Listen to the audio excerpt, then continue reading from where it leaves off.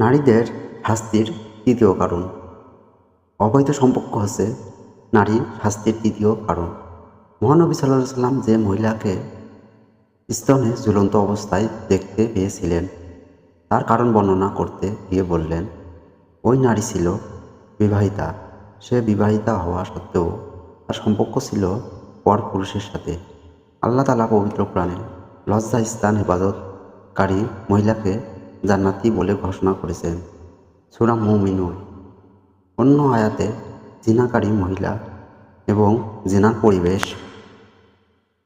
সৃষ্টিকারিণী মহিলা সম্পর্কে কঠোর আযাব ও শাস্তির কথা ঘোষণা করেছেন, সূরা নূর 2। আজকে চলমান বিশ্বে নারী কেলেঙ্কারির নামে অনেক কিছু ঘটে চলছে।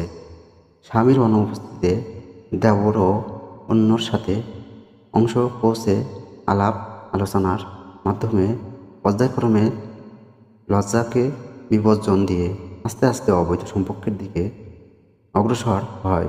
এগুলো লজ্জাহীনতার